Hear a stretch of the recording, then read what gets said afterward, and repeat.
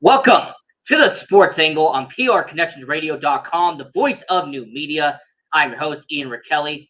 We are live in the sports entertainment capital of the world, Las Vegas, Nevada. And on tonight's show, we have plenty to discuss. So we could go into the baseball world and talk about the World Series between Houston and Philadelphia, and talk about how the Philadelphia Phillies will beat the Houston Astros in 7 games. We could talk about that. We talk about the NBA season kicking off and the surprise of the Utah Jazz and their quick start to 2021, the 2022, 2023 season in the NBA. Or we could go into the NFL and do our picks and go into our discussion about the NFL. However, our picks are actually already on our page as we speak, and we already did our recap and everything. So, getting into the show tonight here on the Sports Angle on PR Connections Radio with your host, Ian Rakelli. We have somebody back on the show, someone who hasn't been on the show in a while, but is an avid follower, an avid listener, and someone who has been on the show before, and that is Vegas Karen, to come on and talk about hockey, talk about the Vegas Golden Knights, and more about the hockey world. So, Vegas Karen, welcome back to the show. How's it going today? We're doing great. You know what? Those responses are definitely what's going to make this show fantastic. Now, we really need to discuss an elephant in the room, because there is one topic, one discussion point we need to go over on tonight's episode. Because, Vegas Karen, I see you in the comments. I see you in our chat. And you're always bringing up a certain goaltender who's not even with the Vegas Golden Knights anymore, and that is Marc-Andre Fleury. Marc-Andre Fleury, doesn't matter if we're doing Vegas Hockey Hub, doesn't matter if we're doing the Sports Angle on PR Connections Radio. Marc-Andre Fleury has been mentioned countless times over the past few months. So, Vegas Karen, I really want to address this right away. When it comes to Marc-Andre Fleury, you know, he's no longer in Vegas. You know, he's no longer a member of the Vegas Golden Knights. So, why do you keep mentioning him? Because he'll always be a misfit. But why will he always be a misfit? What is about this thing about Marc-Andre Fleury? I mean, he played a few seasons for the Vegas Golden Knights, but he's in Minnesota now. And not only is he in Minnesota, but he's struggling in Minnesota. I mean, this guy has a save percentage below 90%. His goals against average is a little over 3. I mean, Marc-Andre Fleury in Minnesota, he is not really doing that well. So why do you keep talking about Marc-Andre Fleury for? He's no longer a Vegas Golden Knight. It doesn't matter. He'll always be a great Golden Knight. He was the face of the franchise.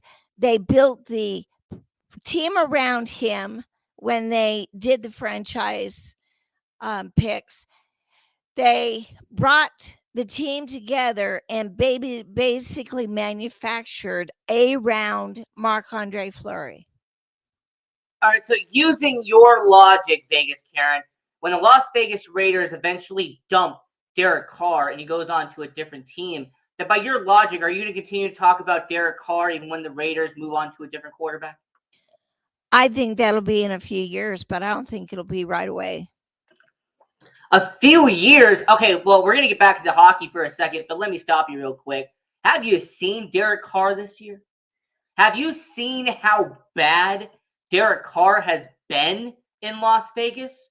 I mean, this is a guy who unfortunately couldn't get past the 50-yard line in their most recent game. This was a guy who got benched, and Jared Stidham had to come in towards the end of the game when they were down 24-0. So you want to talk about Derek Carr real quick. Yeah, I think he's going to be gone after the end of the year. I will not be shocked if not Derek Carr, but Josh McDaniels as well ends up being gone from the Vegas Golden Knights, Las Vegas Raiders organization. But let's get back to the Vegas Golden Knights real quick, Vegas Karen. Let's get back to the Vegas Golden Knights. Because you talk about Marc-Andre Fleury, who's no longer in Vegas, and he is struggling in his final campaign at the Minnesota Wild. But yet, they have Logan Thompson.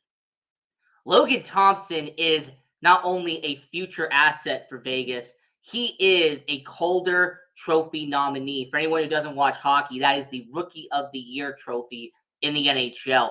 Logan Thompson has a 94% save percentage, a goals against average under 2. He is the future of Vegas. So why don't we acknowledge him and stop talking about Marc-Andre Fleury? That's what I believe is best for business. But Vegas, Karen, what do you think? I just don't really care. I mean, they could do whatever they wanted to do. I pretty much have lost interest in the Golden Knights when they treated Marc-Andre Fleury the way they did. I feel that their loyalty to their players is in question. I dislike a team immensely who treats their players as basically a money pit, and doesn't value them to the point of trying to keep them no matter if they're good or not. I mean, they could have kept Marc-Andre Fleury in 2 positions here, and yet they kicked him to the curb, stabbed him in the back, and sent him elsewhere. Well, I feel like, by the way, I appreciate Thomas for being in the chat, by the way. Thomas, just like you, Vegas Karen, is a very loyal listener, very loyal follower of the Sports Angle on PR Connections Radio. So we appreciate your support, Thomas. But as we're talking about hockey, talking about Vegas Golden Knights, here with Vegas Karen on the Sports Angle on PR Connections Radio. But once again, I said with Logan Thompson, he is a good player. He's going to be a great player in the NHL. You're just going to have to watch him play more games. But look, it's a business. The hockey is a business. And I know that fans don't want to talk about it, but it's true. You know, it is a business. It is about making money. It's about making profits. It's about putting on a product to entertain fans. That is what sports is. So when you say that, oh, they backstabbed Marc-Andre Fleury, they betrayed Marc-Andre Fleury. Well, look, business is business, and the Vegas Golden Knights did what was best for business back in 2020, back in 2021.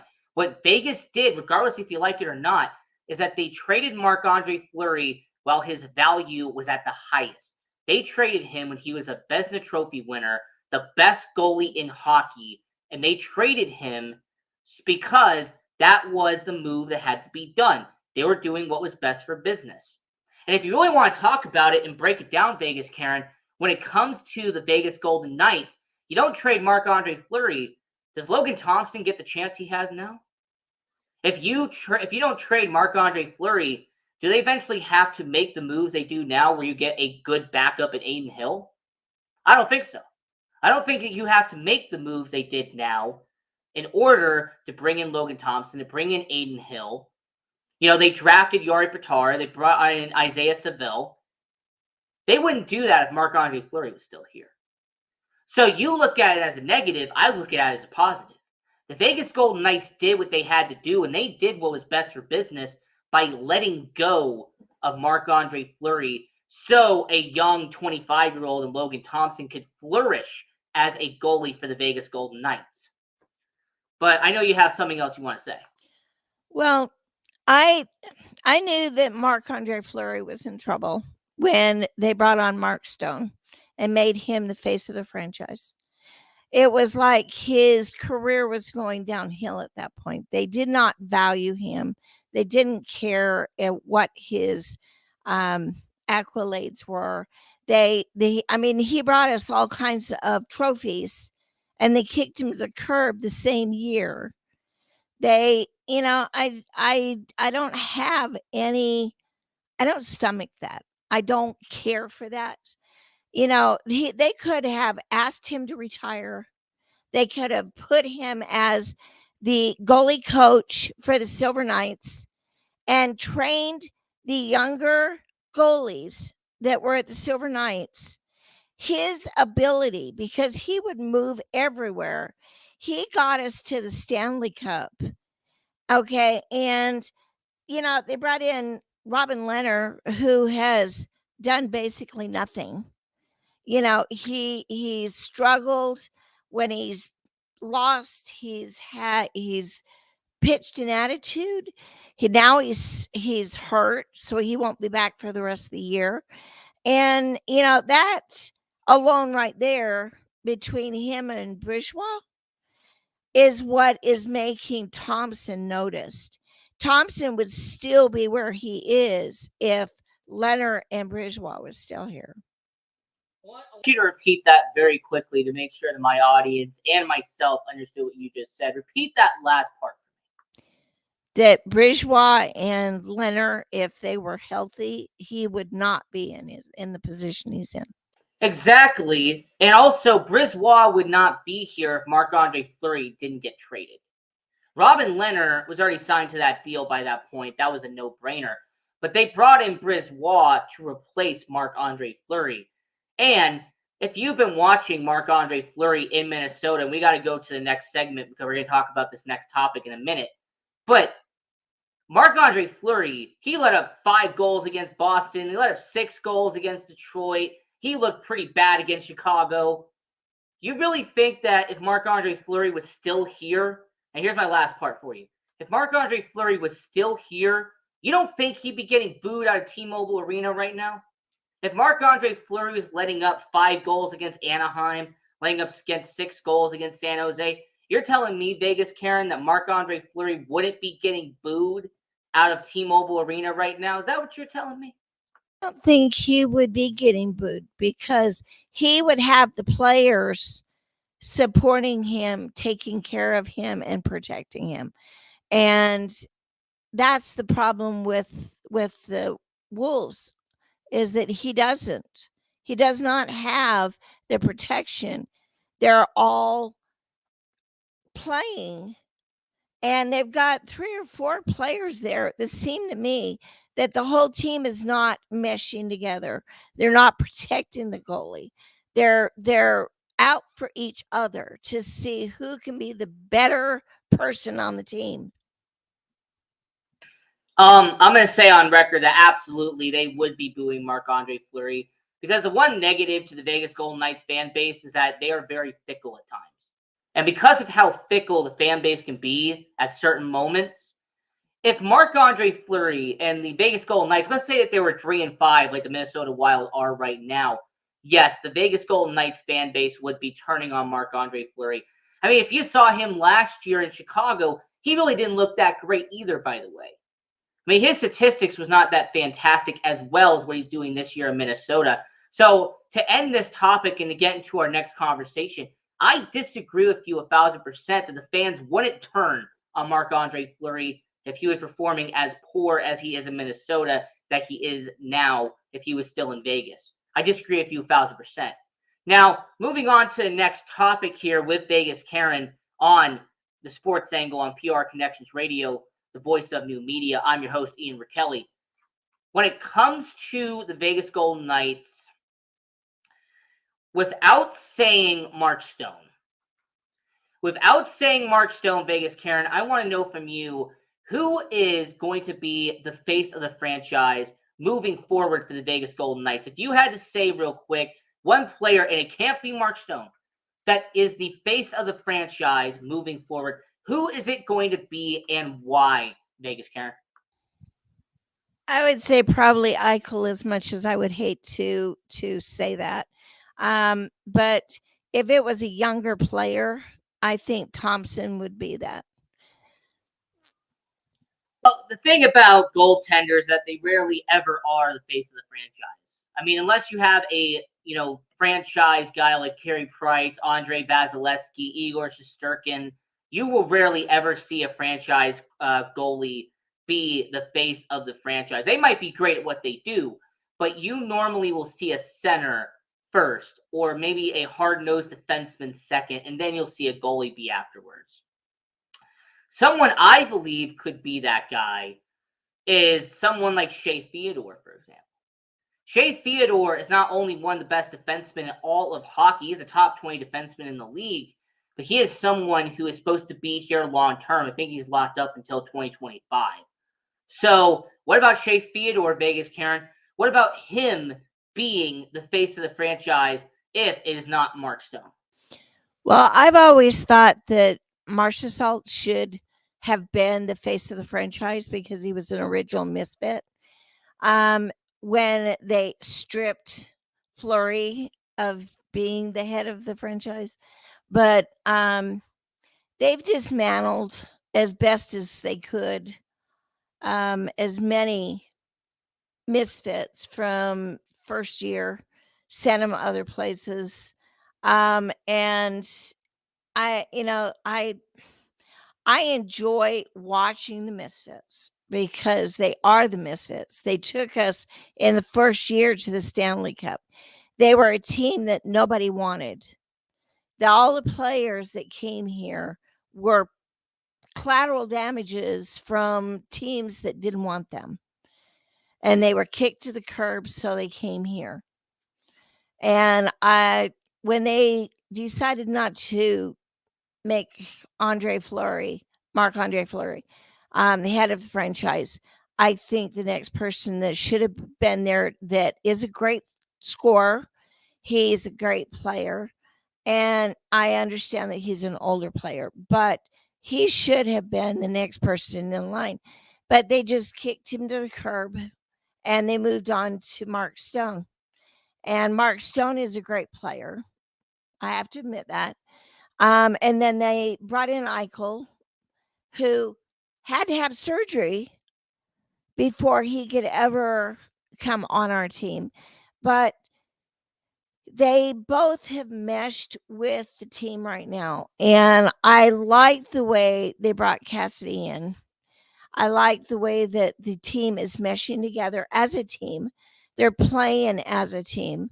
There's no one person on our team that is out to prove that they're better than anybody else on the team. Once they get on the ice, they actually skate as a team. So, Marchessault, he's on the older side, and I actually think that'd be the reason why he wouldn't be the face of the franchise, because he's been with the team for so long. But out of these 7 players who were with the team since year 1, by the way, that is loyalty. To have 7 players 6 years in be part of your original roster, that is loyalty in hockey. I don't care what you say. Having 7 players, that's incredible.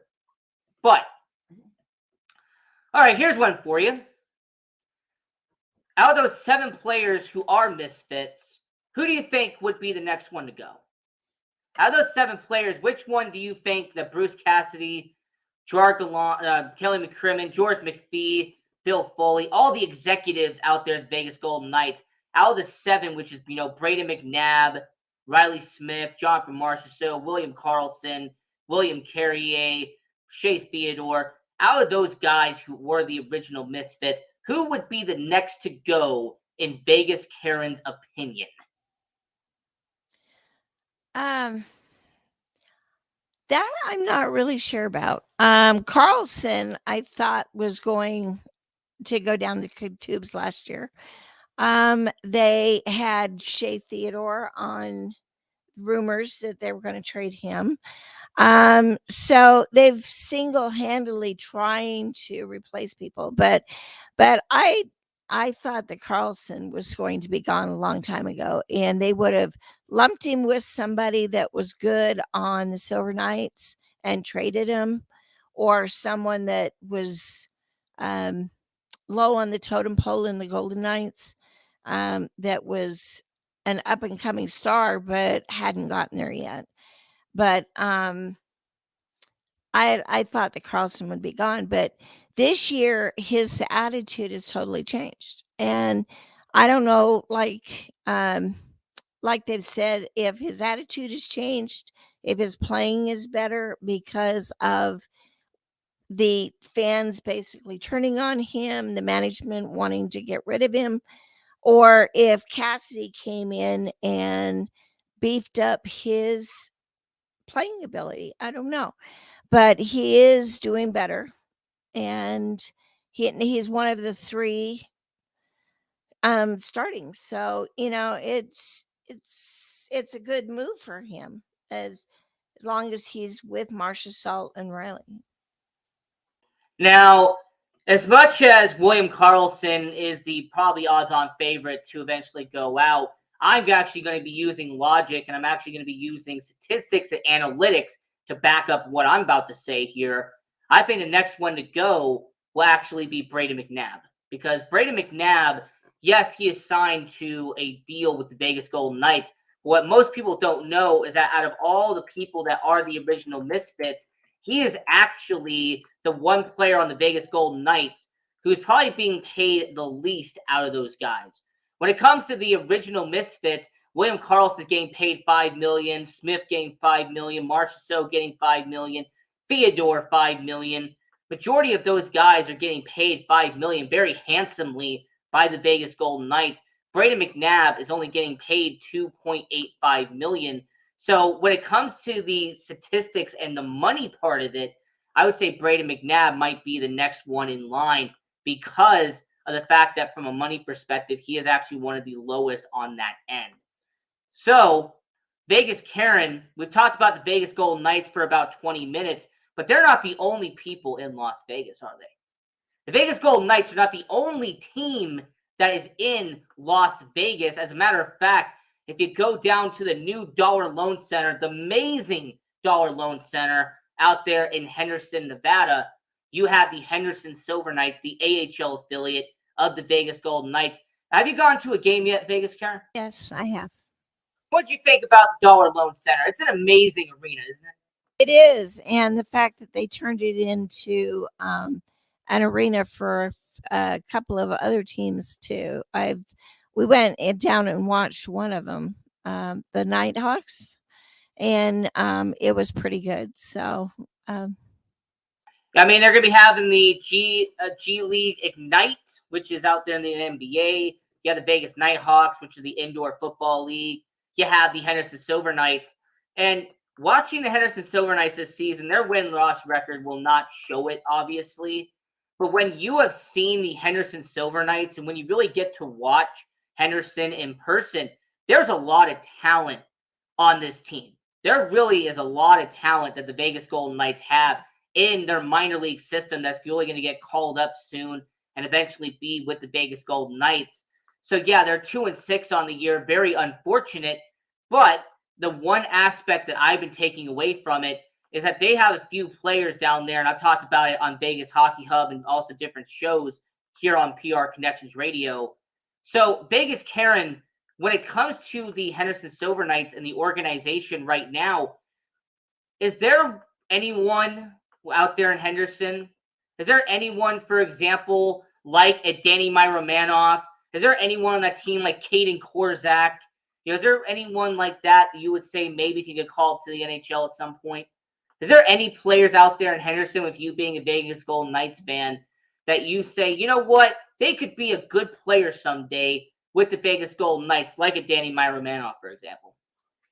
Well, I've learned by going to a Silver Knight that a lot of times I wonder if the reason that they're 2-6 is because if somebody goes down in the Golden Knights, they just pull somebody who's who's a very well player and pulls him into the Golden Knights. And it's a nice trade-off that you have two teams in the same city, more or less, that can feed off each other. And it's not a flight away. It's not something that, I mean, they can 40 minutes, they can go to the Golden Knights and be playing with the Golden Knights and practicing with them so they can get into a rhythm with everybody instead of being on a plane and landing 10 minutes before a game. So I think it's beneficial for both teams to be able to do that, to feed off each other. And as we're talking about the Vegas Golden Knights, we're talking about hockey here on the Sports Angle on PR Connections Radio. I'm your host, Ian Kelly. We're here at Vegas Karen. And the executive part of it is something I really want to mention as well, because the executives out in Henderson, they have to take their orders from Vegas. Vegas is where they get their orders from. And you mentioned 45 minutes. Well, if you have a private jet, you have a private plane, it probably takes a lot quicker than that. So when it comes to Vegas and Henderson, one aspect I really want to know, and one aspect everyone around the world probably want to know, is when it comes to Henderson, when it comes to Vegas, how does the Henderson Silver Knights benefit Vegas when it comes to development and when it comes to recruiting and scouting and developing? How much of that does it improve the Vegas Golden Knights by having a farm system, like you said, 45 minutes away? I think it's everything. I mean, you got Dan England. Dan England. You got England, who is an ex-player that has joined them, who is a mentor for them, and he is basically showing them how to play with the Golden Knights, what they need to do to mesh with the team. So he's getting them ready. So all they have to do is just hop in a car and go. So, but back to the question you were asking me about Kozar and Armoff, and I think there's a lot of good players there, but I think Colasar, um, they could bring him in and utilize him. And I think that a lot of times they did that after Reeves left because their styles are quite the same. Bish, Bryson, he is an excellent player. And but I don't think that they're going to give him much of a chance for at least another year or so to play. And Armoff, yes. Anyway, he's already playing, so they're flipping him back and forth and doing what they have to do. So, and we have about 5 minutes left here on the Sports Angle on PR Connections Radio. So we only 2 segments left with you, Vegas Karen. This show goes by very quickly. Now, the Vegas Golden Knights have had a habit in the past of trading their top prospect for an established star. Vegas, they had Eric Brandstrom. They traded him in the Mark Stone deal. They had some guy named Nick Suzuki, who's now a captain in Montreal. They traded him in the Max Pacioretty deal. Cody Glass was one of their top prospects. They flipped him for Nolan Patrick. And then later on, Alex Tuch was one of their top prospects. He didn't quite develop in Vegas. They sent him over in the Jack Eichel deal. And then finally, Peyton Krebs, who was their top prospect last year, was sent in that same Jack Eichel deal. Well, the Vegas Golden Knights, their top prospect is Brendan Brisson. And then you go down the line, defenseman Lucas Cormier is number 2. Caden Korzak, who's a personal favorite of mine, is 3rd on that list. And with the Vegas Golden Knights having such a great start to the 2022-2023 season, with teams like the Vancouver Canucks who are openly selling, teams like the Arizona Coyotes, there's a bunch of teams that are going to be selling off assets, and they're going to be wanting to sell off good talent for teams that are going to be wanting to win a Stanley Cup. So Vegas, Karen, do you think that Vegas, for like the 5th time in their franchise history, would trade their top prospect to get an established star? Do you believe Vegas could trade a Brendan Brisson, a Lucas Cormier, a Caden Korzak, or will they stay with the team they have now and try to win a Stanley Cup there? Because we've seen that Vegas has no problem trading top prospects to get established stars. But what about you? What do you think will happen this year? This year, I think that is probably a given, where they will trade if it will get them something. And any of the stars that you said, they could lump together with Carlson and get rid of him. So I think that would be an asset, a developing asset for any team, and they would take Carlson with them just to get him off their books. So, all right. So, okay. Well, I understand the logic there, and I get what you're saying. Now, actually, one person that I believe could actually be a very important player that the Vegas Golden Knights could actually go out and get is someone that's with the Vancouver Canucks, and that is their captain, Bo Horvat. So what about something like that? What if the Vegas Golden Knights sent, for example, Brendan Brisson, Caden Korzak, and a top draft pick, and they sent them down to Vancouver for someone like Bo Horvat, or maybe going to Columbus and getting their skilled defenseman, like somebody like Zach Werenski. Because the Vegas Golden Knights, to me, I truly believe, are going to be making a move at the NHL trade deadline months down the road, and having great top prospects in Cormier, in Korzak, in Bryson, that's going to be a bargaining chip for the Vegas Golden Knights. But I just wanted to ask you one last question before we get towards the end of the show. Is, the Vegas Golden Knights have a lot of defensemen, okay? Two of their top prospects are defensemen. Alex Pietrangelo, two-way defenseman, one of the best defensemen in hockey. Shea Theodore, one of the best talent that they've had in Vegas. Brayden McNabb is an established veteran.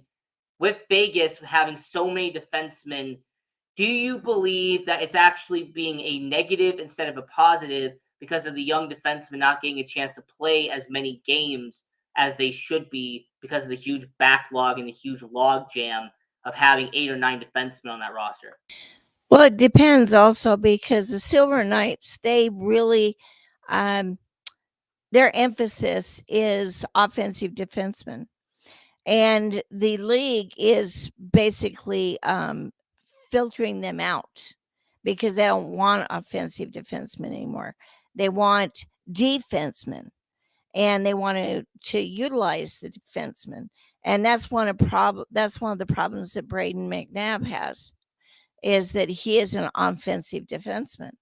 And the Knights have really gotten rid of everybody that is an offensive defenseman and bringing in defensemen that are actually just defensemen. So they're weeding out the offensive defensemen. So yeah, I don't think we'll get any more unless they get rid of Brayden McNabb, because then they will have to replace him. But they will replace him with a defenseman, not an offensive defenseman. So we have about 60 seconds left here on the Sports Angle on PR Connections Radio, the voice of new media. I'm your host, Ian Kelly. Vegas Karen, it was fantastic having you on the show as always. And if you want to leave any lasting comments, anything you want to leave the people watching the show right now, tell everyone your final comment here on the Sports Angle on PR Connections Radio. Well, one thing I've learned about the Knights and hockey is that you don't get don't get involved, don't love a certain player on a team, because chances are they're going to be gone. And I wouldn't waste your money going out and buying all the merchandise that's got numbers on them because of that. I would go out and I would get merchandise for the Golden Knights, but I wouldn't have a number or a player or anything on it because it's a waste of money. I've got a jersey with Fleury on it. Okay, I've got a jersey with Carr on it. So if Carr leaves, then I'm going to have 2 jerseys that aren't going to be worth anything. So I would say don't waste your money. You know what? All the people, they need to buy Marc-Andre Fleury a Max Pacioretty jersey. That's what they need to do. They need to spend their hard-earned money on those type of jerseys. Now, this is a Sports Angle on PR Connections Radio. I'm your host, Ian Kelly. This was a fantastic episode. And until next time, have a good one. Continue watching sports. Support all junior athletic sports. And until next time, have a great one.